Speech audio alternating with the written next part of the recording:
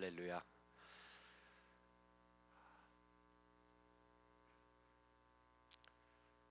밴쿠버에서 오니까 지금 시간은 5시입니다. 그 말은 4시에 일어나야 된다는 얘기죠. 비몽사몽입니다 지금. 동부에 가면 더합니다. 5시에 새벽 집회를 보통 하면 새벽 2시입니다 밴쿠버는. 그래서 시차라는 게 아무것도 아닌 것 같은데 사람이 얼마나 약한지 그거 하나 때문에 이렇게 적응하는 데 어렵고, 여러분도 그렇죠? 한국 갔다 오시면 여기서 헤매시죠? 아니신가 보네. 저는 시간이 지날수록 느끼는 게 뭐냐면 인간이 너무 약하다는 겁니다. 저는 선줄로 생각하는 자는 넘어질까 조심하라, 이 말씀이 젊어서 잘 이해가 될 거라고 생각했었는데요, 그게 아니고 나이가 들어갈수록 그 말이 진짜인 것 같아요. 정말로 우리가 조심해야 되겠구나. 오늘 시편을 읽어보면 시편 16편은 제일 먼저 시작하는 말씀이 독특합니다. 1절만 다시 보겠습니다. 다 같이 한번 읽어볼까요? 거기까지요. 예. 제일 먼저 뭐라고요? 하나님이여. 이 시편은 다윗이 썼습니다. 다만 언제 기록했는지는 소개되지 않습니다. 근데 이것을 시편을 읽어보면 1절을 보여주세요. 1절. 하나님이여. 저는 이 성경을 읽다가 아무 말도 할 수가 없었구나, 다윗이. 추측해보건대 다윗은 하나님 앞에 하나님이여라고 하는 것을 부를 수밖에 없는 상황 속에 있었구나. 그런데 이 부름이 얼마나 부르는 이 하나님이여 이름이 얼마나 놀라운 것이냐면, 여러분, 하나님이여 하나님이여, 이게 부를 수 있다는 것이 축복인 줄로 믿습니다. 이 하나님이여 하나님이여라고 우리가 부르짖을 때 놀라운 것은 내가 여기 있다리라, 주님이 우리에게 오신다는 겁니다. 그래서 우리 인생에 하나님이여라고 하는 부르짖음을 가지고 사는 것은 너무나 중요하다는 겁니다. 저는 인생에 비교적 고난이 없이 자랐던 편입니다. 그리고 저희 어머님은 아버님이 외할아버니 목사님이셨으니까 목사의 떨로 자라셨고, 저희 외증조 할아버님도 목사님이셨으니까 목사의 손녀로 자라셨습니다.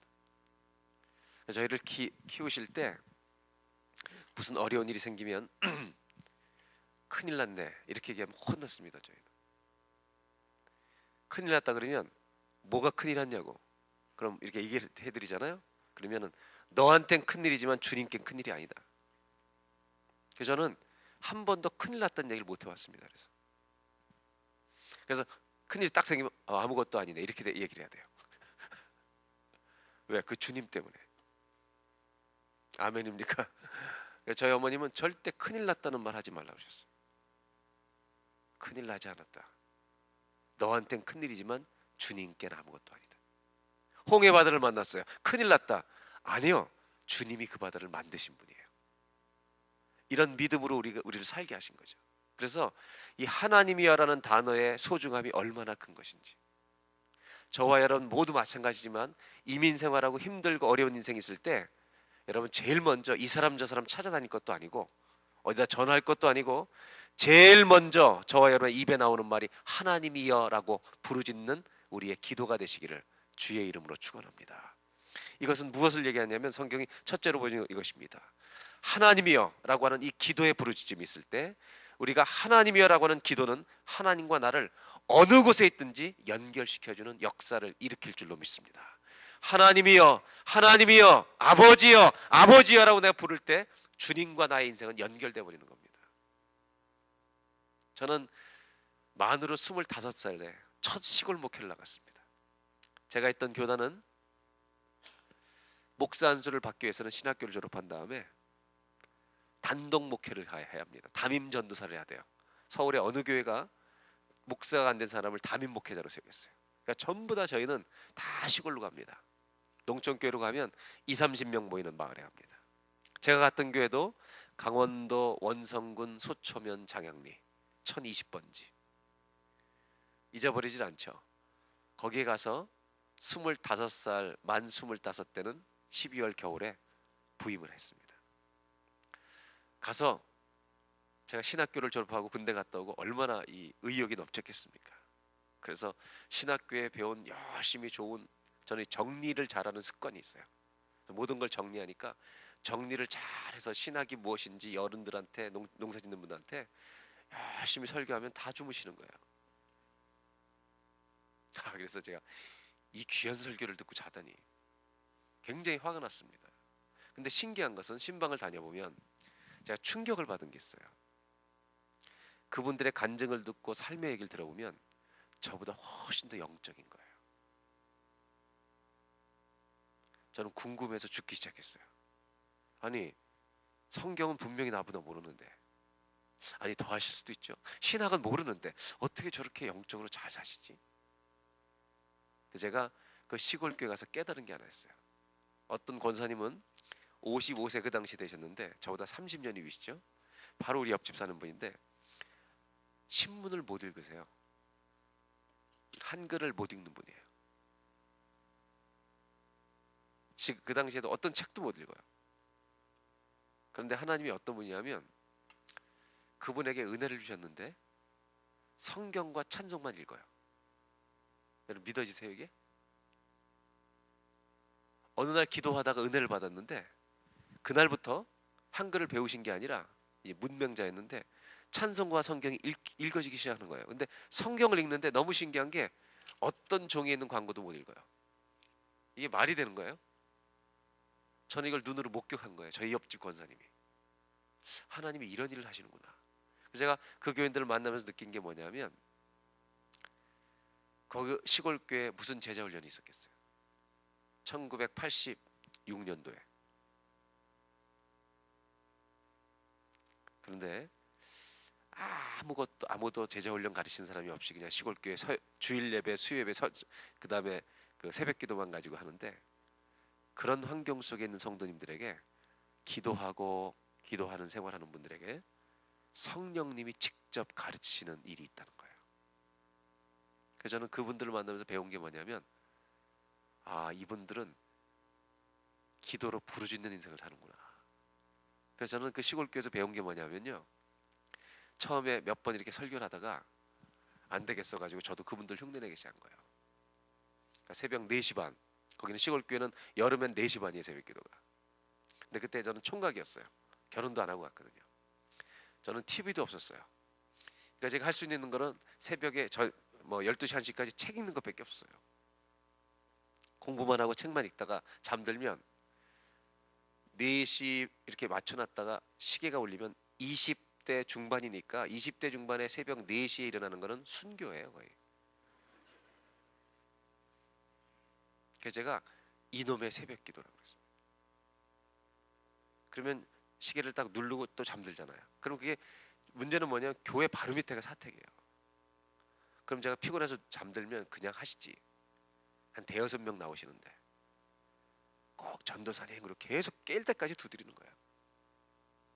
그렇게 저는 억지로 새벽 기도를 시작한 목회자예요. 그래서 그렇게 간신히 나가다가 그분들을 만나면서 나도 저분들 하는 것 좀 해봐야 되겠다. 그래서 기도하면서 부르짖기 시작했어요. 기도하다 보니까 영적인 하나님의 음성들이나 메시지들이 이제 깨달아지기 시작하더라고요. 저는 신앙만 가지고 공부해서 했는데 그게 아니라 영적으로 하나님이 주신 것들이 있구나. 그래서 그때부터 기도하기 시작한 거예요. 그래서 어떤 일이 생겼냐면 그 교회가 시골 교회인데 예배당을 옛날에 져놓은 거예요. 그리고 사택도 이 새마을운동 때 지은 주택이라 지붕은 높고 아주 추워요. 그래서 겨울이 되면 거기 강원도기 때문에 제 서재에는 난로가 없으면 못 자요. 이 나무 떼는 집이기 때문에. 그래서 나무 안에다가 난로를 들여놓고 그렇게 살았는데 문제는 이 교회를 져놓고 5년 된 교회인데 부채가 1년에 전체 교회 헌금이 450만 원 나올 때 제가 한 거예요. 1년 전체 교인 헌금이 450만 원, 제가 받는 생활비가 한 달에 15만 원. 아주 저소득층이었죠 여기서는. 그랬는데 부채가 얼마냐면 102만 원인가 이 부채가 있는 거예요. 그 사택 짓고 뭐 해가지고 남은 빚. 이 빚이 20년 동안 앞으로 되는 건데 제가 처음 부임해가지고 55년 된 교회인데 부채가 102만 원인가 있는데 게 마음에 걸려가지고 기도하다가 하나님이 갚으라는 마음을 주시는 거예요. 그때 제가 막 꿈도 꾸고 그랬어요. 한 번은 꿈을 꿨는데 무지개가 뜨는 거예요. 그리고 현대니 뭐 이런 대기업 건설이 그쪽 지역에 쫙 재개발하면서 우리 교회를 져주겠다는 거예요. 여러분 20대 때 얼마나 이 허황된 꿈이 좋은지 하나님이 계시를 주셨다. 대기업이 들어오면서 우리 교회를 져줄래나 보다. 그래서 저는 대기업이 오늘 오나 내일 오나 기다리기 시작한 거예요. 그러다가 안 오니까 한 달이 가도 두 달이 가도 님은 안 오니까 아닌가 봐 이거는. 그래서 이건 아니고 그러면서 이제 하나님의 음성을 분별하기 시작했어요. 그러다가 이 부채를 갖고 있는 건 정말 아닌 것 같다. 그래서 이거를 갚아야 되겠다. 근데 이 시골교회 사람들이 돈이 없으니까 자신이 없죠. 왜냐하면 그분들은 캐시가 별로 없어요. 그래서 헌금을 제일 많이 하는 주가 추수감사절인데 교회 역사를 보니까 한 주에 제일 많이 450만 원 헌금한 중에 60만 원이 추수감사주일 헌금이에요. 60만 원. 나머지는 390만 원은 1년 동안 드리는 헌금이고. 왜냐하면 그때 사랑가마니를 가지고 오시니까. 지금도 아니죠. 추순여 집사님이라고 하는 60이 된 이렇게 몸이 좋으신 여자 집사님인데 여자분이 사랑가마니를 작은 걸 입고 오세요. 추수감사할 때. 1년 그러니까 한 10개월 지나니까 알죠. 딱 오더니 이 강대상 시골 교회는 추수감사할 때 뭐 꽃장식도 안 해요. 평일날도 다 들꽃 꺾어서 와서 이제 꽂는 건데 오더니 힘이 장사해요 여자분이. 뒤에다 딱 놓더니 아이 되게 무겁네, 더럽게 무겁네 이러는 거예요. 그래서 아니 헌금 드리면서 저렇게 얘기하시면 되나. 이렇게 지내던 그 시골 교회인데 제가 기도하는 중에 하나님이 자꾸 부담이 되는 거예요. 그래서 이 부채를 갚으면 좋겠다.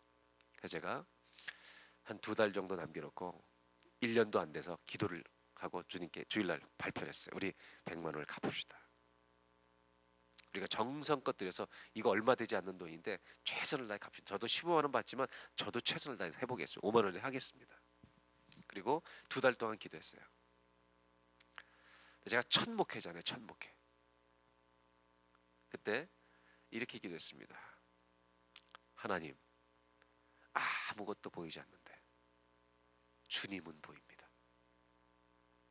내가 어디도 믿을 데가 없어. 이 교회로서는 105만 원을 한 주간에 헌금할 수 있는 기회가 실력이 절대 추수감사절도 아니고 불가능합니다. 그런데 믿음으로 하라 하시니 한번 해보겠습니다. 그리고 저는요 하는 게 기도밖에 없었어요. 거기는 예배당이 마룻바닥이었어요. 시골교회니까 무릎 꿇고 늘 기도한 거예요. 그리고 2주를 남았는데 이제 이성적인 생각이 돌아오기 시작하는 거예요. 그동안 영적이었다가 답이 없으니까 이게 만약에 크게 떠들어놨다 이게 안 되면 어떡하나. 그리고 2주 남겨놓은 토요일 날 저랑 고등학교 때 신앙생활을 같이 하다가 일반 대학으로 간 친구가 있는데 이 친구가 저랑 연락 안 하고 지내는데 제가 그 당시에 시골 교회를 그 농촌 교회를 가가지고 주보를 만들면서 매주 글을 썼어요. 이 주보를 한 50명에게 제가 아는 분들에게 돌리면서 기도 편지로 나를 위해서 기도해달라고 다 메일을 보냈어요.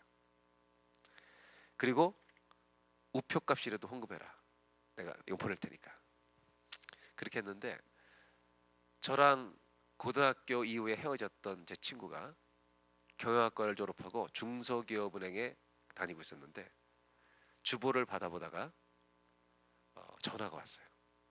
시골교회로. 잘 있냐 그래서 잘 있다 그랬더니 그 친구는 이제 다른 교회 집사가 됐죠. 저는 이걸 보고한 줄 알았어요. 보지도 않고 그동안 적금을 부은 게 있는데 타는 500만 원짜리 적금을 타는데 내가 기도하는 중에 11조는 너희 교회 하면 안 되겠냐고 하나님이 그런 마음을 주셨다는 거예요. 그래서 제가 듣고 있다가 안 되다니 안 되다 이게 무슨 말이냐고. 안 되는 게 어딨냐고 바로 하라고 지금. 토요일 날 50만 원이요 우리 교회 통장으로 입금된 거예요. 제가 주일날 딱 이제 2주 남았는데 주일날 딱 섰을 때 힘이 있었겠습니까 없었겠습니까? 여러분 하나님은 살아계십니다. 그래서 저는 외치기 시작했어요. 우리가 안 될 줄 알고 기도했는데 참 신기한 게 하나님은 나랑 고등학교 때 헤어졌던 친구의 마음을 흔들어서 아니 자기가 500만 원 탔는데 왜 우리 교회도 헌금을 해요. 그래서 50만 원을 헌금하기로 하고 어제 도착했습니다. 나머지는 우리 몫입니다. 그리고 그 다음 주일날 했어요. 근데 하나님이 참 놀라우신 게요. 우리가 102만 원이 부채인데 총액을 우리 교인들이 다 헌금한 총액을 갚고 나니까요. 23,400원이 나와요. 그래서 제가 그 다음 주 주보에 이렇게 했어요. 23,400원의 은혜. 저는 첫 목회를 하면서 배운 게 뭐냐면 교인들에게 배웠어요. 시골교회 어른들한테 제가 배운 게 있어요. 그건 뭐냐면 부르짖는 걸 배운 거예요. 그리고 제가 해본 거예요. 그때 하나님이 응답의 사인을 주시는 거예요. 저는 그래서 확신을 해요. 지금도. 여러분이 이 사랑 다락방이나 모여서 기도할 때도 마찬가지예요. 우리가 기도할 때 손잡고 기도할 때 확신해야 될 게 있습니다. 너희가 두세 사람이 내 이름으로 모인 곳에 내가 그들 중에 있느니라. 여러분 공동체에서 기도할 때도 마찬가지인데 손잡고 기도할 때 주님이 지금 여기 계신 것을 믿어야 할지니라. 그것을 믿고 기도하는 것과 믿지 않고 기도하는 것은 천지차입니다. 더 어려운 일이 사실 처음에 시골교회 나가자마자 있었어요. 이 나무를 떼는 집인데 12월 22일 날 1986년 12월 20일 날 시골교회를 부임했는데 제가 대학원을 다니고 있어가지고 서울에 마지막 페이퍼를 내러 갔다 왔어요. 그때만 해도 여러분 아신 것처럼 컴퓨터가 없어서 다 종이로 써서 내야 되잖아요. 갔다 오는데 그 시골교회 주일학교애들이 10대 명 되는데 성탄절 전날 24일 날 발표를 한다고 여자 집사님이 동네 애들을 저 옆에 동네를 다 데리고 와서 연습시키고 교사들이 한 서너 명이 그리고 그 여자 집사님 한 분이 저희 집에 부엌에 불이 잘 떼지는지 검사한다고 저희 집에 온 거예요. 그래서 그걸 저희 부엌에 가지고 그걸 다 손보고 다시 교회로 올라가시는 길에 계단에 빙판이 있었어요. 헛디뎌서 발목이 완전히 딱 골절이 돼버린 거예요.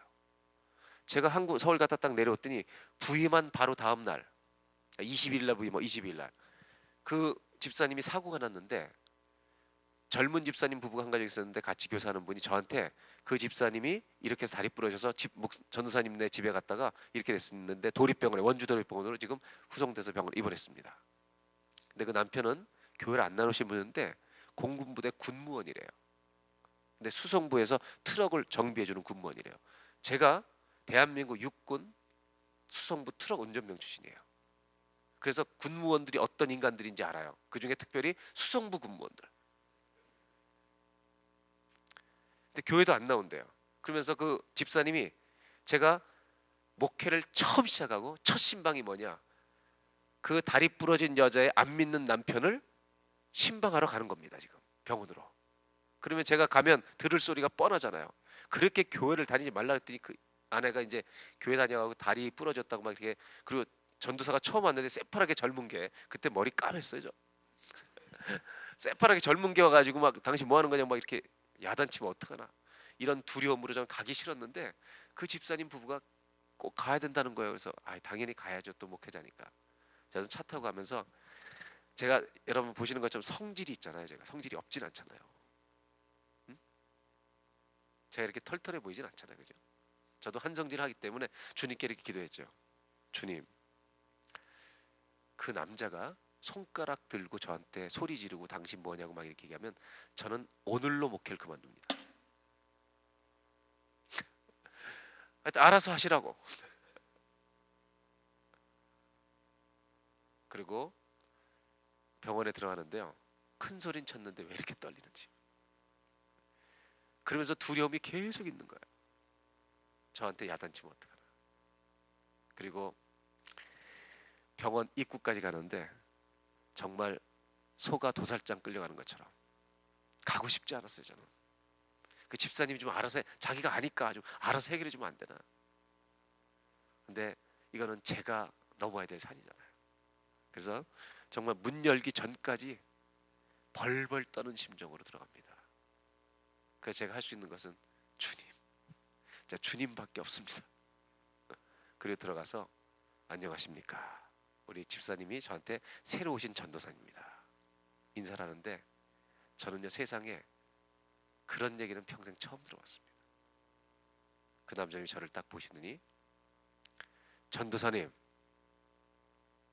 서울에 자랐습니까? 네. 염려하지 마십시오.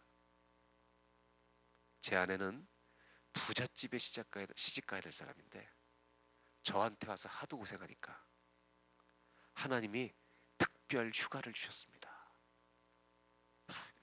여러분 그 남편이 그렇게 하는데 하나님이 휴가를 주셨대. 제가 정말 뛰고 싶더라고요.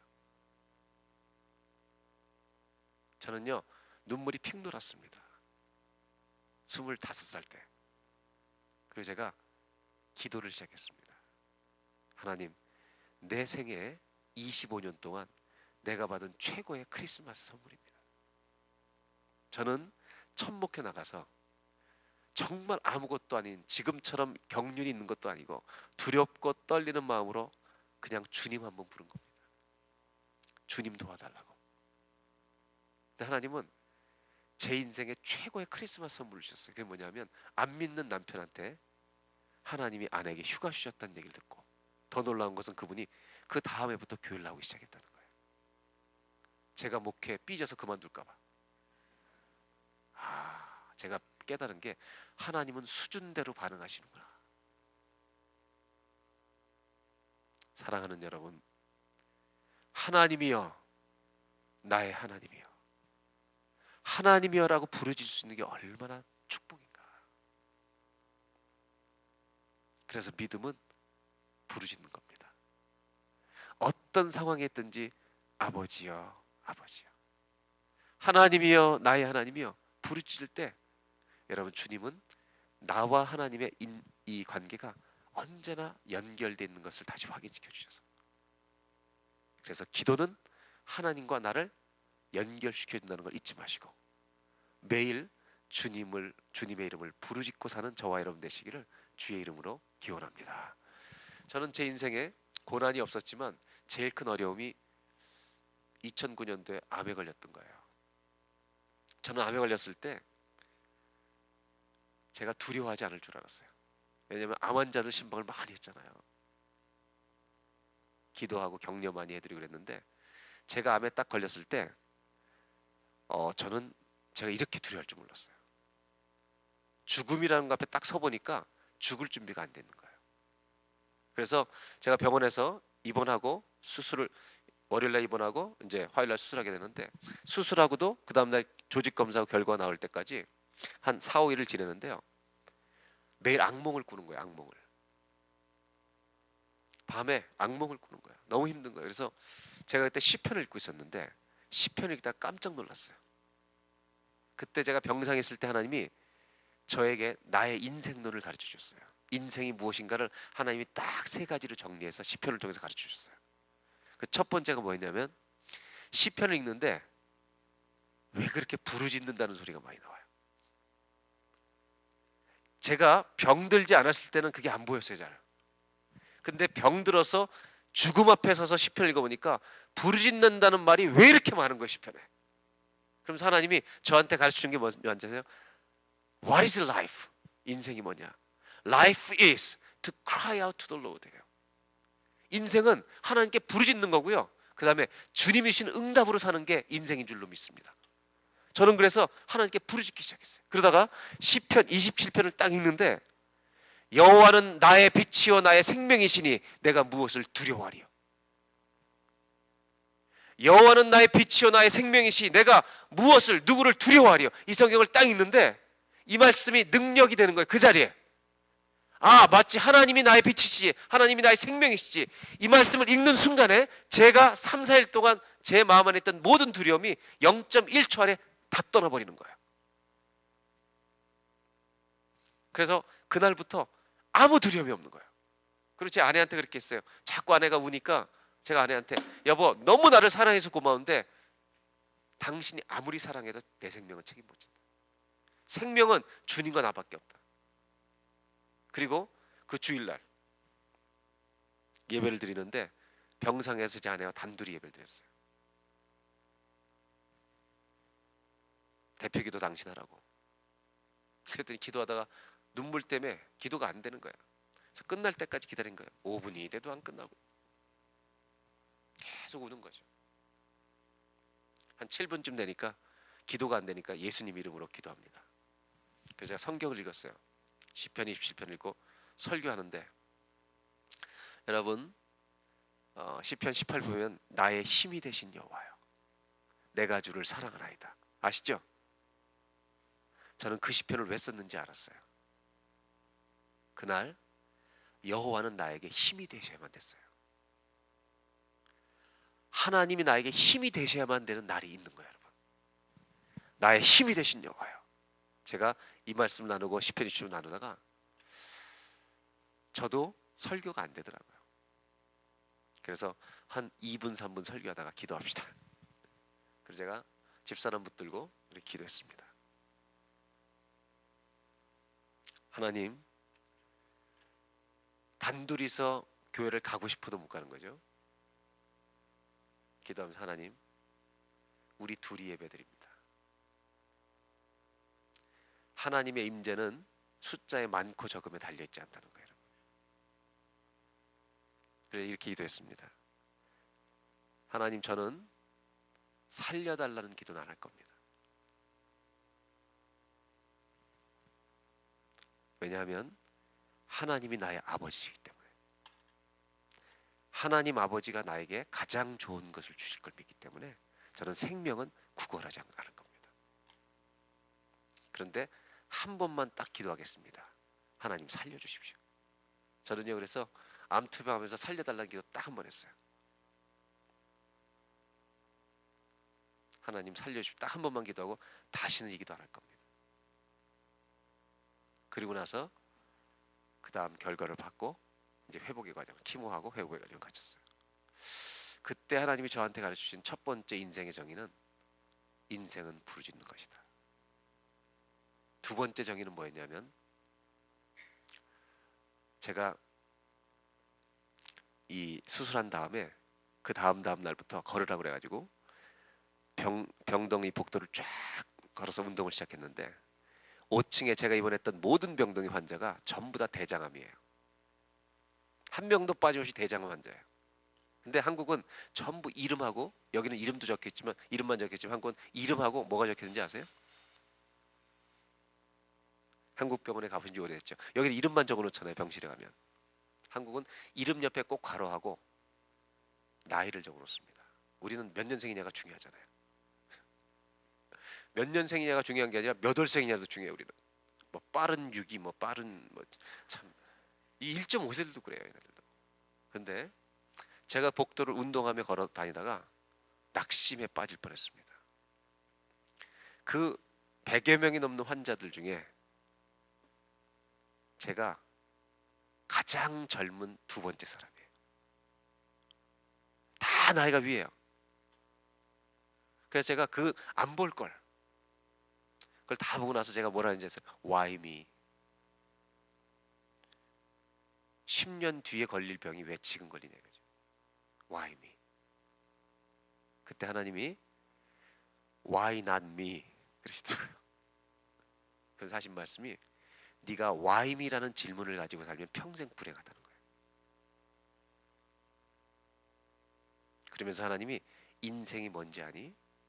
두 번째로 가르쳐주는 게 Life is to accept 하는 거예요. 인생은 받아들이는 거예요. What I am, who I am, and where I am. 내가 무엇인지, 내가 누구인지, 그리고 내가 어디에 있는지 모든 현실을 accept 할 때 우리 인생의 기쁨이 회복되는 거예요. 그러니까 우리는 어려운 일이 생기면 늘 주님을 원망하잖아요.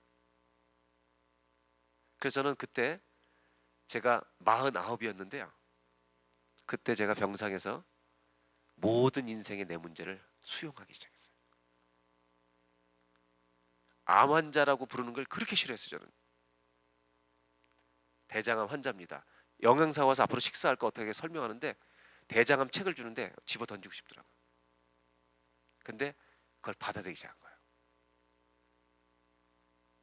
그리고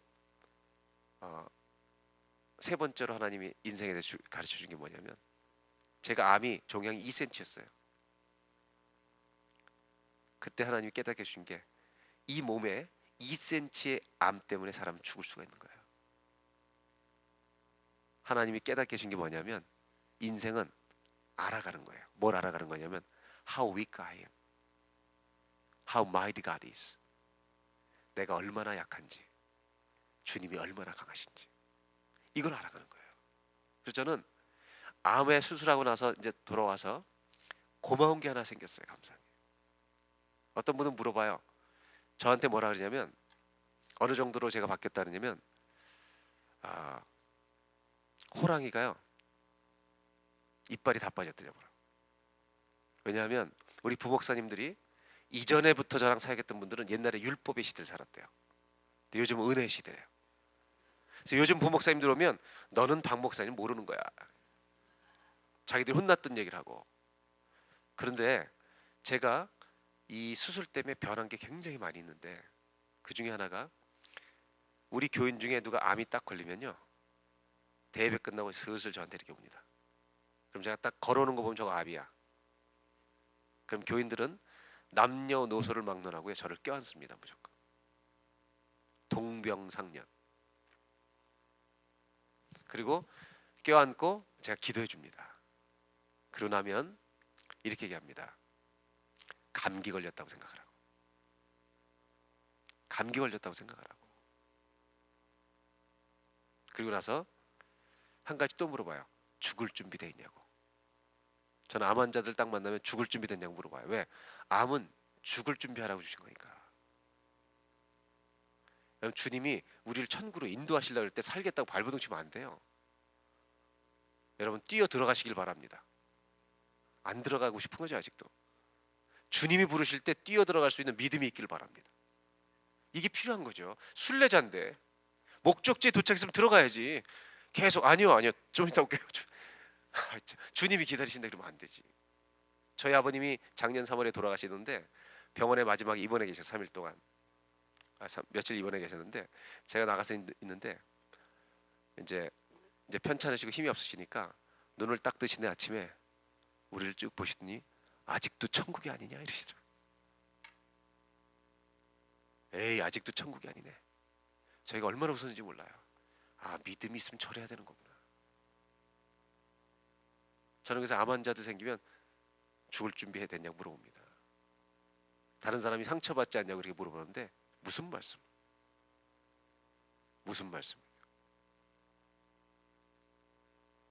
나는 내가 암에 걸리고 나서 내가 암 환자이기 때문에 내가 얘기하면 상처 안 받는다고.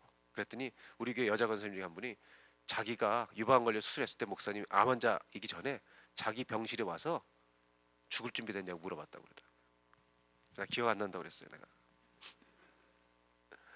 아마도 당신은 믿음이 있으니까 내가 이렇게. 저는요, 솔직히 이래요.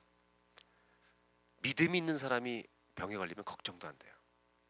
우리 교회에서 선교사로 나갔던 분이 2분 돌아가셨어요. 암으로.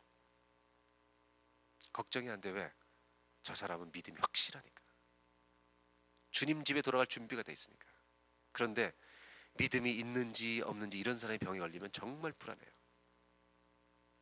사랑하는 여러분, 다시 돌아오면 성경 10편 16편 1절에 하나님이여 하나님이여, 이 하나님이여라고 부를 수 있다고 하는 것은 우리 성도들에게 최고의 특권입니다. 오늘 기도를 시작하실 때 이렇게 기도하시기 바랍니다.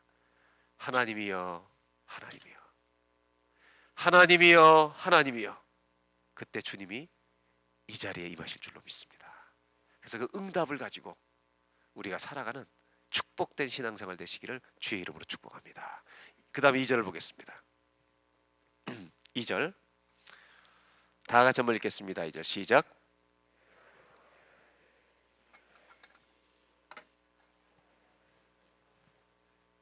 한 번만 더 읽죠. 내가 여호와께 아뢰되.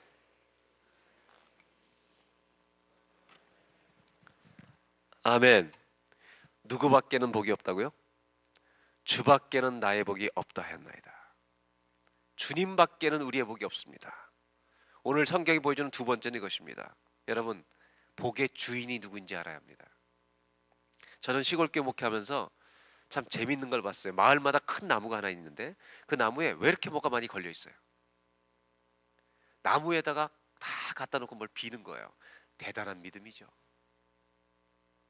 성경은 이렇게 말합니다. 이 세상에, 한번 따라 하실까요? 축복의 주인은 하나님이십니다. 복을 주실 수도 있고 안 주실 수도 있는 분이 누구냐? 하나님이십니다. 오늘 성경이 말하는 것이 이것이죠. 우리가 신앙인으로 살 때 믿음은 부르짐인데 복을 주실 수 있는 분이 주님이라는 걸 아는 자, 이런 믿음을 가진 자만이 하나님의 복을 누릴 수 있는 거죠. 수많은 사람들이 세상에 살면서 교회를 다니는 사람들 중에도 축복을 세상 가서 얻으려고 합니다. 복의 주인은 하나님이십니다. 그분이 열면 닫을 자가 없고 그분이 닫으시면 열 자가 없는 것입니다. 그래서 이스라엘 백성들이 여리고성에 들어갈 때 어떤 일이 있었냐면, 여리고는 철옹성 같은 성입니다. 그리고 이스라엘 백성들이 저쪽에서 오는 걸 알고 여리고 사람들이 여리고 성문을 굳게 닫아버렸습니다. 그래서 굳게 닫혀 있다고 얘기하고 있습니다. 그런데 하나님은 여리고로 가라고 말씀하십니다. 제가 이제 질문할 겁니다. 여리고 문은 굳게 닫혔고, 이것이 여호수아에서 나오는 말씀입니다. 여리고 문은 굳게 닫혔고, 근데 하나님은 여리고로 가라는 겁니다. 자, 굳게 닫혔습니다. 대답해 보세요. 닫혔습니까? 열렸습니까? 닫혔어요? 열렸어요? 왜요? 하나님이 저 땅을 주라고 약속하셨기 때문에. 사람들이 아무리 닫아도 주님이 열렸다 그러면 열린 줄로 믿습니다. 홍해가 닫아, 그래서 하나님이 우리에게 주는 가르침이라는 겁니다. 우리는 다른 어떤 복을 다른 데서 구하기 전에 우리가 생각해야 될 건 뭐냐? 그 복보다 중요한 것은 믿음입니다, 여러분. 어떤 믿음이냐? 하나님이 축복의 주인이라는 것을 믿는 믿음이어야 합니다, 여러분. 저는 첫 목회할 때 두 번째로, 세 번째로 많은 간증이 있었는데요.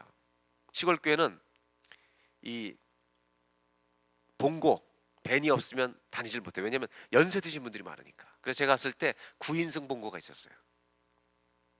제가 수성부 출신이니까 운전도 잘하니까 이제 다 모시고 다니는데, 한 번은 8명을 딱 어른들을 모시면 합산을 더하면 500년이 넘어요. 이런 분들을 모시는데 이 차가 고장난 겁니다. 그래서 차가 없으면 안 되는 거예요. 그래서 그게 2년이 지났을 때죠. 아니죠. 86년이니까 90년도니까 만 3년이 지났을 때죠. 그래가지고 이제 자동차를 사야 되는데, 그 당시는 이제 헌금이 많이 늘어서 1,500만 원 정도가 1년 헌금이 나올 때요. 근데 그때 그 당시 차가 한 700만 원, 800만 원 있어야 헌금, 이 차를 살 수 있는 겁니다. 어떻게 우리가 그걸 사겠어요? 또 기도하자 그랬죠. 뭐. 배짱이 생겼으니까. 그래서 기도합시다. 그리고 이제 7월 달에 자동차를 구입하려고 기도를 하기 시작했어요. 그래서 기도를 해서 자동차를 살려고 헌금을 하게 됐는데, 저는 기도하는 중에 아무리 기도해도 헌금할 돈이 있어야죠. 주여, 저도 헌금을 해야 되는데 최선을 다해서 헌금할 수 있는 기회를 열어달라고. 기도하는 중에 90년도잖아요. 89년 5월 1일 날 제 딸이 태어났어요. 90년 5월 1일이 첫 돌이었어요. 원주, 원성군, 횡성 이 동네 목사님들 다, 감리교 목사님들 모여서 돌 파티를 했어요. 한 40명 모여서. 그때 들어왔던 돌 반지 팔찌가 10돈이 넘게 딱 있는 거예요. 근데 기도 중에 그 금이 왔다 갔다 하는 거예요. 할렐루야. 그 기도가 딱 끝나고 새벽에 내려가서 집사한테, 여보, 주님이 응답하셨다. 뭐냐 그랬더니 돌 반지 팔찌. 그랬더니 저를 쫙 째려봐요. 그거 헌금하면 안 될까? 집사람이 좋을 것 같대요. 그러니까 집사람과 저한테는 시골교회 목회가, 제가 이제 86년에 이제 총각으로 나갔다가 88년에 결혼했거든요. 그러고 나서 헌금을 하자 그랬더니 집사람도 좋대요. 그래서 딸한테, 돌진한 애한테 물어봤어요. 돌진한테, 세희야, 네 반지 팔찌 10돈 반이 되는 거를 한 11돈 정도 헌금을 하려고 그러는데 괜찮겠니? 가만히 있어 얘가. 무슨 말인지 못 알아듣니까. 그래서 여러분 구약의 신명기를 잘 읽어보시면, 민수기 신명기 잘 읽어보시면 아버지와 딸들이 대화할 때 침묵은 동의예요. 네? 침묵은 동의하는 거예요. 동의. 그래서 제가 고맙다 동의해줘서. 그리고 이거를 그 당시 돈으로 계산할 때 60만 원이에요. 그래서 보자기에 다 이 폐물을 저기 싸서 7월 달에 기다리고 있다 헌금을 딱 드렸어요. 통째다. 60만 원 정도 되는 폐물을 그 예물을 바쳤어요. 근데 그 시골 교회 그날 헌금이 한 주에 자동차 헌금이 450만 원이 나왔어요. 교인들도 헌금하고 놀란 거예요. 그래서 조금 붙였고 본걸 사왔어요. 그리고 90년 12월에 서울에 있는 교회에서 저를 청빙해서 서울의 부목사로 가게 됐어요. 12월 28일 날. 떠나기 전날 국민학교 선생님 하던 부부 권사님이, 이제 그때 교인들이 한 5, 60명 들었을 텐데 원주에서도 들어오고, 저를 그 부인 여자 권사님이 원주 시내로 불렀어요. 제 아내랑. 갔더니 금강 랜드로버라는 데서, 랜드로버 아세요? 구두 말고 편한 신발, 그거를 사주시는데 5만 원이 한 켤레. 그 당시 90년에. 그러면서 막 눈물 흘리시면서 너무 헤어지는 게 아쉽지만 가서 열심히 목회하시고, 제가 90년에 목산술 받았으니까, 그리고 사드리는 거예요. 저를 사주시고, 그리고 집사람한테는 선물 하나 주는 거예요. 집사람이 집에 와서 이 선물을 푸는데요, 엉엉 울고 저한테 막 소리를 지르는 게 들어오라고. 갔더니 폐물이 다 들어있는 거예요. 폐물이 아니라 우리 애기 선물이, 돌반지 바지가. 우리가 헌금했다는 얘기를 듣고요, 90년 7월에 듣고 이분들이 60만 원 내고 다 사버린 거예요. 그리고 우리 아이 두 돌 때 주려고 보관해놨다가 한국 서울로 올라간다니까 이걸 돌려주는 거예요. 여러분, 이걸 받을 때 우리가 어떤 느낌이냐면 내가 너희를 안다 그러시는 거예요. 하나님이 주시는 것 같은 거예요. 이걸 받고 우리가 또 어떻게 했어요? 다른 데 또 했죠. 이게 1990년도입니다. 1990년도. 그리고 96년 1월에 저희 큰아이가 만 6살 되던 해, 둘째가 만 4살 때 우리가 캐나다 밴쿠버의 리젠트 칼리지가 유학을 오게 된 거예요. 그래서 96년도부터 UBC 안에 있는 신학교에서 이제 신학생으로 신학 공부를 더 하다가 미국 가서 공부하다가 이제 밴쿠버에서 감리교회에서 저를 3달 동안 학교를 찾아와서 교회 맡아달라 그래서 맡게 된 거예요. 그리고 90년도에 일이 있고 2006년도 16년이 지나서 저희 아이가 12학년 때 미국의 대학을 가게 됐는데요. 그 학교에서요, 우리가 미국에는, 제 아이한테 그랬어요. 미국에는 장학금 안 받으면 못 간다. 근데 갔는데 그 대학에서 1년에 32,000불씩 4년을 전액 장학금을 주려. 계산해 보니까 32,000불씩 4년이면 얼마예요? 12만 8천원이면 한국 돈은 얼마예요? 1억 2천 되나요?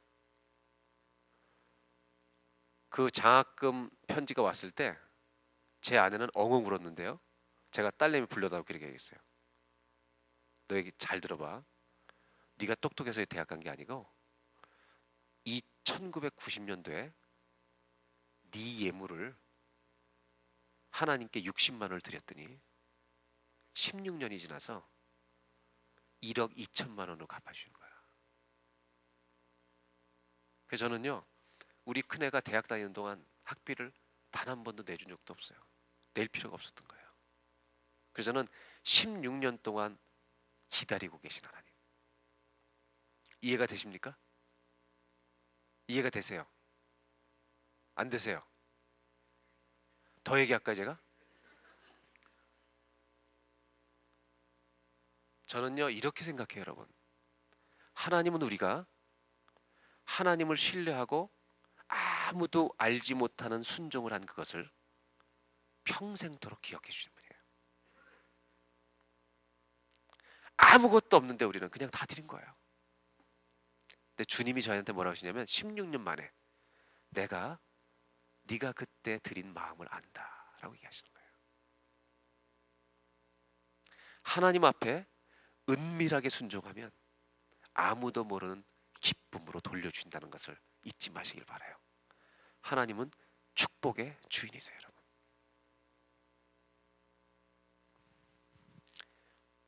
이런 하나님의 은혜가 얼마나 많은지 몰라요.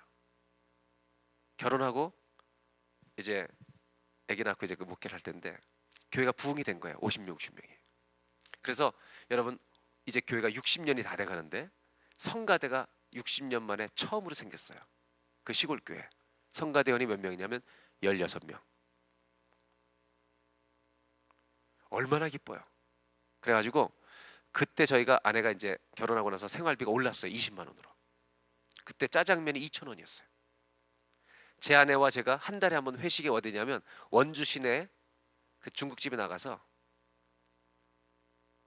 짜장면 먹는 게 우리 한 달에 한 번 회식이에요. 돈이 여유가 없으니까. 근데 여러분 짬뽕이 가장 먹고 싶은 날이 어느 날이냐면 비가 오는 날이 아니라 짜장면 먹는 날이에요. 그럼 짜장면 제일 먹고 싶은 날은 짬뽕 먹는 날. 그래서 우리는 꼭 따로 시키지 하나씩. 짬뽕 하나, 짜장 하나. 그래서 같이 먹는 거예요. 그러다가 어쩌다가 누가 지나가다가 혹시라도 뭐가 돈이 조금이라도 생기면 이제 궁중전골 4,000원짜리 먹는 거예요. 한국 식당 가서. 이게 저희 회식이었어요. 그런데 성가대가 16명 생기니까 제가 너무나 기분이 좋아서 오늘 저녁은 내가 쏩니다. 그러고 나서 16명과 저희 부부 18명이 중국집에 식사를 갔죠. 근데 집사람은 제 성격을 아니까 뭐라냐면 여보 우리 지금 수중에 5만 원 딱 남았으니까 5만 원 얼마 5만 원 조금 넘게 남았으니까 절대 탕수육 이런 거 시키면 안 되고 짜장면 짬뽕 다 이렇게 생겨요. 왜냐하면 집사람은 아주 철저한 이과예요. 그래서 이 사람은 대학에서 뭐 글을 답을 쓰라 그러면 3줄이면 다 끝나잖아요. 우리는 그리고 그럼으로 붙여서 1페이지 다 쓰고. 그러니까 이 사람은 저한테 낭만적일까봐 그래서 뭐 막 살릴까봐 이제 절대 시키면 안 된다. 이렇게 얘기하고 간 거예요. 알았어. 생각해 보세요. 16명에다 18명이니까 집사람은 36,000원 답이 딱 머리에 계산되어 있는 거죠. 근데 저는 계산이 안 되거든 그런 거는. 갔는데 집사람이 옆에 딱 앉아서 떠나질 않는 거예요. 모든 교인들도 우리 사정을 알잖아요. 자기들이 월급 얼마인지 다 아니까. 그러니까 전부 다 알아서 짜장면 짬뽕 그 이상은 시키질 않아요. 그리고 다 시켜서 36,000원의 어떤 총액이 다 나온 걸 확인한 다음에 아내는 안심하고 화장실을 간 거예요. 근데 마침 그때 웨이트리스가 저한테 딱 오는 거예요. 제 앞에. 그래서 저는 이게 주님의 뜻이구나. 그래서 탕수육 3개 딱 시켰죠. 집사람이 가서 편안하게 앉아있는데 짜장면이 먼저 나오질 않는 거예요. 그리고 좀 있다가 탕수육이 딱 나오는 순간 저를 살짝 보는 거예요. 그리고 더 큰 문제는 뭐냐, 밥을 먹긴 먹는데 기분 좋아서는 차 타고 집에 단둘이 아내와 둘이서만 돌아오는 그 외로운 길을 그 무서운 길을 제가 이제 다시 와야 되는 거죠. 그리고 다 먹고 너무 기뻤어요. 그러니까 뭐 교인들도 알죠. 너무나 큰 돈을 우리가 쓴 거니까. 너무 행복하게 굿바이 하고 아내와 차를 타고 단둘이 이제 집으로 왔죠. 그날 제 아내는 우리 뭐 먹고 사냐, 남은 한 달 동안 이제 며칠 남았죠. 한 2주 남았는데 그냥 그랬어요. 우리 돈 없으면 밖에 안 나가면 된다. 그리고 우리 성미가 있잖아요. 기억나시? 성미 시골 교회는 밥 쌀 다 갖다 주시지. 그리고 누런 바가지 기억나세요? 누런 바가지 옛날에 쓰던 거. 거기다가 아침 문 열고 딱 나가면 교인들이요 첫 열매라고 호박에다가 못으로 써서 오이하고 호박을 딱 첫 열매라고 갖다 우리 그거 먹고 사는 거잖아. 괜찮아. 근데 집사람은 뭐 단돈 10,000원이 없으니까 불안한 거죠. 그래서 그 째려보면서 구박을 받으면서 그렇게 온 거예요. 그리고 딱 일주일이 됐어요. 일주일이 딱 됐는데 저랑 신학교에서 같이 공부한 1년 후배가 같은 교회를 섬겼던 후배가 있는데 이 후배가 신학교 3학년 때 그만뒀어요. 그리고 컴퓨터를 배워서 서울에서 학원을 차려서 그때 80년대 초에 돈을 많이 벌었어요. 90년도 초에 이 친구가 90년도에 그 홍천에 가다가 전화 온 거예요. 형네 교회 잠깐 들러봐도 되겠냐고. 그래서 와라 와. 근데 어떻게 왔냐면 자기네 학원 선생들을 데리고 설악산으로 여행 가다 홍천에서 차가 굴렀어요. 그래서 사고가 나서 뭐가 보험도 제대로 안 돼가지고 400만 원으로 다 차 수리하고 그리고 그걸 해결하러 혼자서 또 왔던 거예요. 그러다가 제가 여기 목회하는 걸 알고 전화해서 몇 년 만에, 진짜 몇 년 만에, 그 친구도 주보받고 있는 사람이에요 그냥. 그래서 저를 몇 년 만에 만난 거예요. 그래서 왔는데 와서 하는 얘기가 형 400만 원 들었대 고치는데. 그래서 뭐라 하냐면 1년 동안 11조 하는 거 하나님이 다 가져가셨대요. 그러면서 하는 얘기가 뭔지 아세요? 이제 바쁘니까 간다 그러면서 우리 아이가 있으니까 아무것도 못 사왔다고 봉투 하나를 딱 놓고 하는 거예요. 그걸 갔다가 들어왔는데 이 봉투를 누가 열게 있겠어요? 이과가 여는 거지. 이과가 얼마 들었겠어요 여러분? 우리가 5만 원 썼어요. 얼마 들었겠냐고 여기. 예? 50만 원. 하나님은 돈 주실 때 절대 풍족하게 안 주세요. 제 아내가 돈을 딱 쓰는데 10,000원, 20,000원인데 5만 원을 딱 드리는 거예요. 제 아내가 소스라치게 놀라는 거죠. 왜? 일주일 전에 5만 원 쓰고 남편 구박했거든. 5만 원이 딱 들어있어요. 5만 원을 딱 쉬는 순간 제 아내가 했던 말, 더 쓸 걸. 그 체험을 하고부터요, 제 아내와 저는 헌금할 때 무서운 게 없어요. 우리 교회 건축 헌금할 때, 우리 지금 빌딩을 지금 살 때요, 더 해야 되는데 여기까지 해야 되네. 7시네 벌써. 어떤 일이 있었냐면 저희가 개척해서 3년 만에 80만 불을 모아놨어요. 네, 여러분 상상해 보세요. 주일 예배를 매주 이동하며 다니는 거예요. 한 학교 강당을 계약하면 1년에 30주를 쓰면 많이 쓰는 거예요. 다른 행사가 다 있으니까. 저희는 만 5년 동안 주일 예배를 9군데를 돌아다닙니다. 근데 놀라운 것은요, 보세요. 교단도 없어. 지금 저희 교회가. 그 다음에 맨날 이동해. 그리고 이렇게 한 거예요. 다음 주는 SF 대학에서 예배드립니다. 다음 주는 다시 메시극장으로 돌아옵니다. 뉴웨스트민스터, 버나비, 밴쿠버. 어떤 때는 장소가 없어서요, 첫 해는요 아보스포드라고 1시간 걸린 데 빌려갔어요. 근데 여러분 전교인이 다 왔어요. 그때 제가 깨달은 게, 교회는 건물도 아니고 거리도 아니다. 주의 임재가 있는 곳에 사람들은 다 모이는 거예요. 그래서 저희 교회는 정말 가장 부응할 수 없는 조건을 다 갖고 있었는데 그때 교회가 제일 부응한 거예요. 개척하고 2년 3년 되니까 밴쿠에서 제일 큰 교회가 되는 거예요. 너무 신기하잖아요. 다음 주에 어느 교회에서 예배드립니다. 그래서 저희 교회는 농담이 있었어요. 머리 나쁘면 우리 교회 못 다닌다. 하도 고생한 거예요. 한 번은 극장을, 학교 강당을 빌려 쓰는데 교실을 못 쓰게 하는 거예요. 어떤 선생 하나가. 그래서 어떻게 했냐면 몇 달 동안은 스쿨버스를 빌렸어요. 우리가 주일 예배 때 어른하고 다 도착하면 전부 다 어른은 내리고 애들은 스쿨버스를 갈아타요. 부모님 차에서. 그리고 5분 내려가서 다른 데를 빌려서 주일학교를 거기서 해요. 그럼 5분 있다가 저 예배 가면 그 다음에 다 예배 끝나고 애들이 또 일로 데려다 줘요. 그러니까 스쿨버스 타고 교회 학교 교실로 간 거예요. 딴 데를 빌려가지고. 이렇게 교회를 하는데도 교회가 되는 거예요. 하나님의 기적이죠. 그런데 제가 말씀드린 결론은 3년 만에 80만 불을 모아놓고 하도 고생하니까 약속의 땅을 달라고 40일 동안 새벽 기도를 했어요. 성전 달라고. 기도하는데 하나님이 저한테 딱 답을 주시는 거예요. 가나안만이 약속의 땅이 아니라 가나안에 들어가는 모든 길도 약속의 땅이었다고 말씀하시는 거예요. 그러면서 아직 때가 안 됐다는 거예요. 그래서 그걸 얘기하고 우리가 기쁨으로 또 그간을 견뎠어요. 그러다가 지금 자리가 나와 사는데 이게 그 당시에 4.5밀리언짜리였어요. 450만 불. 그리고 레노베이션을 하면 주차장이 다 돼 있는 크라이슬러 딜러십이었으니까 3에이커짜리. 그런데 레노베이션을 다 하려면 900만 불, 1,000만 불이 들어가는 거예요. 그래서 이제 은행하고 얘기를 했더니 은행에서 그 몰게이지 회사에서 답이 왔어요. 너희가 한 주에 헌금을 해서 350만 불이 나오면 350만 불하고 80만 불이 합쳐지잖아요.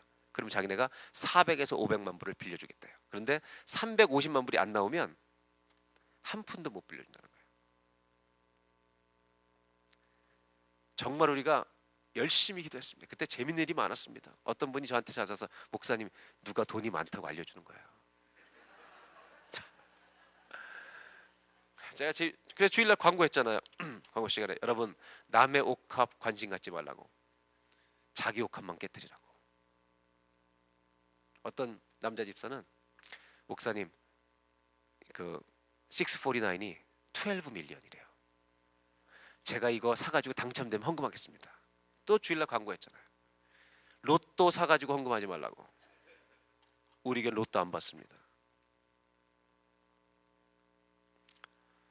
하나님의 성전은 우리의 눈물과 기도와 땀으로 번 돈으로 짓는 겁니다. 그리고 헌금을 했어요. 그때 셀 리더들, 장로님들 막 걱정이 태산 같아요. 그래서 셀 리더를 다 모았어요. 그때 만 3년 다 지날 때. 그래서 한 7, 80명 될 때 불러놓고 같이 기도합시다. 기도하고 그분들한테 이렇게 얘기했어요. 여러분 350만 불이 어려운 거면 어려운 거고 쉬운 거면 쉬운 겁니다. 왜? 저는 100만 원을 갚아본 경험이 있잖아요. 100만 원을 시골교회에서. 그러니까 100만 원과 저는 350만 불 숫자가 비슷하잖아요. 100만, 350만. 원이냐 달러냐면 다르지만 그냥 뭐라 했냐면 이렇게 얘기했어요. 믿음으로 얘기한 거예요. 저는 그런 개념이 없어요. 저는 목회하면서 돈 걱정해 본 적이 없어요. 그냥 워낙 없이 살았었기 때문에. 그래서 이렇게 얘기했죠. 쉽게 생각해 보라고. 10,000불씩 350가정이 내면 끝나는 거고 35,000불을 100가정이 내면 끝나는 거라고. 그랬더니 장로님이 있다. 쉽네요. 그럼 자기 헌금 액수가 정해진 거예요. 얼마 할래요? 그랬더니 35,000불 하겠대 자기가. 그럼 됐다고. 셀 리더들 재정이 되든 안 되든 어려운 분은 괜찮다고. 믿음만 1,000불만 해도 된다고. 가능한 사람은 35,000불 다 하십시다. 우리가 반을 합시다. 그리고 이제 헌금을 하기 시작했어요. 준비하기 시작했는데 그때 마침 미국에서 기독 실업인 한 사람이 와서 우리 간증 집회를 하는데 그 사람이 자기가 어떻게 했는지 신앙생활 했는지 얘기하는데 이분이 그렇게 믿음으로 주께 헌금을 한 거예요. 그래서 하나님을 빚지우게 하라 막 이렇게 얘기한 거예요. 그래서 헌금 액수 다 5만 불씩 올라간 거예요. 셀리더들이. 저희도 5만 불 올라가고. 근데 제가 그때 개척 시절이니까 뭐 생활비도 부목사님과 차이가 없이 받을 때요. 500불인가 차이 받을 때. 그래서 저도 담임 목사니까 헌금을 해야 되잖아요. 근데 걱정이 생긴 거예요. 뭐 아무리 다 모아봐도 돈이 안 되는 거예요 이게. 그래서 한 3만 불 이상을 빌려야 되는 거예요. 그래서 이제 제가 거래하는 CIBC에 갔어요. 오랫동안 이제 신용이 쌓였으니까 3만 5천 불 빌려달라고 딱 얘기를 했더니 기다리라고 했더니 딱 신용조사를 하는 거예요. 당신의 월급과 쫙 보더니 뭐 자동차 리스 나가는 거 이렇게 하더니 자기가 빌려주신 금액이 당신 월급은 10,000불이래요. 너무 좌절을 해가지고요.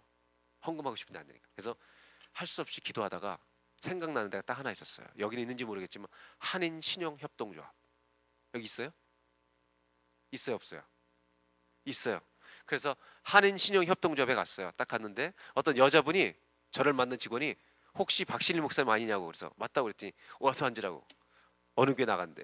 그래서 자기 어느 교회 그냥 다니는데 뭐 열심히 별로 없는 것 같아요. 다닌데. 그러니 어떻게 오셨냐고 해서 내가 이렇게 아무것도 해서 내가 헌금해야 되는데 빨리 돈 좀 빌려달라고 했더니 신용조사 해도 되겠냐고 했더니 하라고 하더니 이게 다 한통속인 거예요. 그러니까 신용조사가 다 똑같으니까 그래 죄다스러운데 못 빌려드리겠다 그러면서 하는 말이 혹시 한국에 있는 재산 좀 다 내놓으래 뭔지. 아무것도 없다고. 신용이 안 되기 때문에 목사님 죄송한데 저희 은행 법비상 빌려드릴 수가 없대요. 제가 뭐라 그랬겠어요? 날 보고 빌려줘라. 한국 사람이니까 얘기가 되잖아요. 내가 도망가겠냐고 어디를.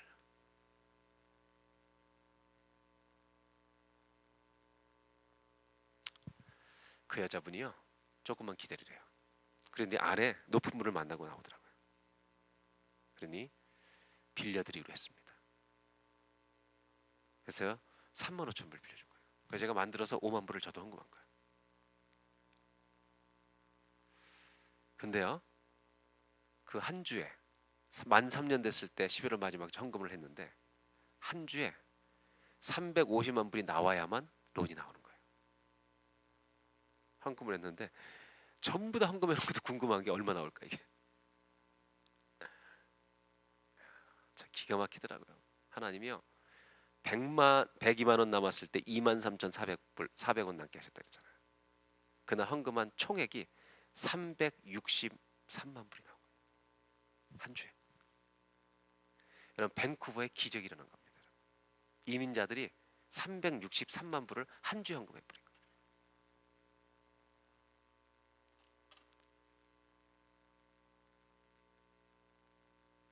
그래가지고 산 거예요. 한 3개월도 안 됐는데요. 신영협동조합 아줌마가 등록한 거예요. 그렇게. 그래서 제가 어떻게 우리 교회 왔냐 그랬더니 자기 남편하고 상의해가지고 왔대요. 목사님이 돈 빌려서 헌금하는 거 감동받아서 왔대요. 그래서 내가 감시하러 온 거지 내 도망갈까 봐. 그 여자분이 남편하고 신앙생활 열심히 해서 부부 권사가 돼서 우리 교회 지금 재정팀에서 일하고 있어요. 그런데 5년 만에 제가 다 빚을 갚았어요.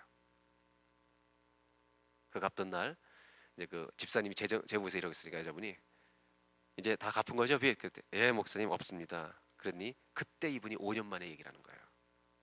목사님 그때 은행에서 신용협동에서 돈을 빌려준 것은 자기 상사가 빌려준 게 아니고 허락한 게 아니고 자기가 안에 들어가서 남편한테 전화를 했대요. 그레이스교회 박 목사님 헌금하려고 하는데 크레딧이 없어서 안 돼. 당신이 보증을 해.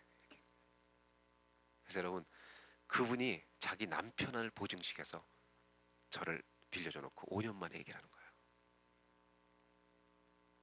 제가 눈물이 핑 도는 게 너무 고마워서. 저는 주님과 이렇게 신앙생활 하면서 확신하는 게 이거예요. 모든 것의 주인이 하나님이시구나. 모든 것의 주인이 하나님이세요. 재물도 성공도 심지어 나의 생명도. 그래서 시편이 이렇게 얘기해요. 주밖에는 나의 복이 없나이다. 주님이 내 인생의 복의 모든 것입니다. 저는 저와 여러분들이 이런 믿음이 있을 때 하나님께 진짜 부르짖을 수 있다고 저는 확신해요. 오늘 시편을 다시 읽도록 하겠습니다. 하나님이여 하나님이여 나를 지켜주십시오. 내가 주께 피하나이다. 내가 여호와께 아뢰되 주는 나의 주님이시오니 주밖에는 나의 복이 없다 하였나이다. 주님밖에는 나의 복이 없습니다. 3절 다 같이 읽습니다. 땅에 있는 성도들은 존귀한 자들이니 나의 모든 즐거움이 그들에게 있도다. 여러분 땅에 사는 성도들은 존귀한 자들이에요. 왜냐하면 하나님의 것을 누릴 수 있기 때문입니다. 마지막 절만 읽겠습니다. 8절 4절 한 절 듣고 저는 이 구절을 굉장히 좋아합니다. 다른 신에게 예물을 드린 자는 괴로움이 더할 것이라. 아멘이에요 여러분. 다른 우상들에게 예물 다른 우상 같은 데다 돈 쓰는 거는 괴로움이 더할 것이라는 겁니다. 잊지 마십시오. 다른 신에게 예물을 드리는 자는 괴로움이 더할 것이라. 8절 마지막 11절 흔들리지 아니하려다 하고 11절 제가 이걸 마지막 읽겠습니다. 주께서 생명의 길을 내게 보이시니 주의 앞에는 충만한 기쁨이 있고 주의 오른쪽에는 영원한 즐거움이 있나이다. 아멘. 다시 한번 읽겠습니다. 11절 다 같이 시작.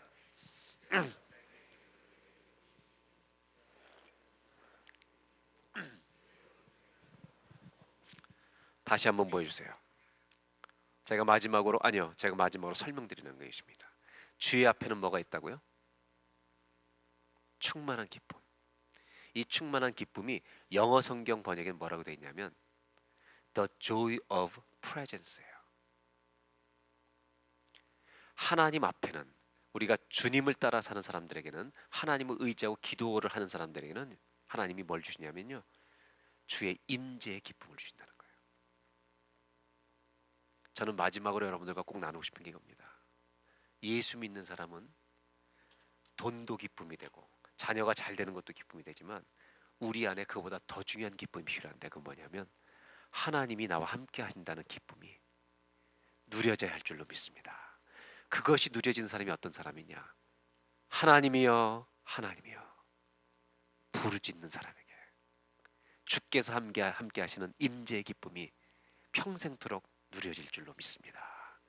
저와 여러분의 인생 가운데 하나님 이름을 부르면서 주께서 역사하시는 살아있는 응답을 체험하고 살아가는, 평생토록 주의 앞에는 충만한 기쁨이 있고 주의 오른쪽에는 영원한 즐거움이 있나이다. 이 말씀이 성취되는 인생이 되시기를 주의 이름으로 기원합니다. 기도하겠습니다.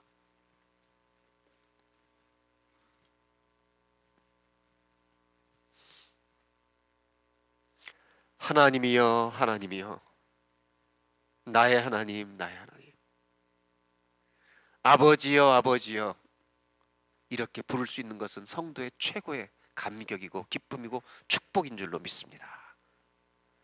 시편 16편은 다른 아무 말도 하지 못합니다. 아무 말도 할 수 없는 상황이었습니다. 하나님이여 하나님이여, 마치 바디메오가 다윗의 자손 예수여 다윗의 자손 예수여 나를 불쌍히 여겨 주옵소서. 예수님이 지나간다는 소식을 듣고 그는 소리 지르기 시작했습니다. 여러분, 기도는 하나님과 내가 바로 연결되는, 바로 그 출발이 시작되는 시간입니다. 그때 많은 사람들이 거지에게 거지를 말립니다. 너 같은 사람 안 돌아본다. 그러나 예수님은 들으십니다. 거지의 바디메오 소경의 부르짖음을 들으십니다. 그리고 지나가던 길을 멈추시고 내게 그를 데려오라고 말씀하십니다. 내가 너에게 무엇하여 주기를 원하느냐? 주여 보기를 원하나이다. 내 믿음대로 될지어다.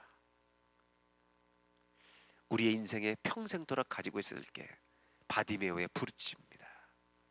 다윗의 자손 예수여 다윗의 자손 예수여 나를 불쌍히 여겨 주옵소서. 이 시간 다 같이 한번 합심하여 기도할 때 하나님, 하나님이여 하나님이여 하나님이여 하나님이여 이 나의 평생의 부르짖음이 내 인생에 있게 하여 주시옵소서. 여러분의 가정이 어떤 상황이 있든지 그 상황보다 주님이 크십니다. 그 기도를 부르짖는 기도를 드리는 성도들의 기도를 주님은 외면하시는 적이 없습니다. 이 시간 다 같이 한번 하나님이여 하나님이여 다 같이 자유롭게 기도하시면서 개인 기도하시다가 돌아가시기를 바랍니다.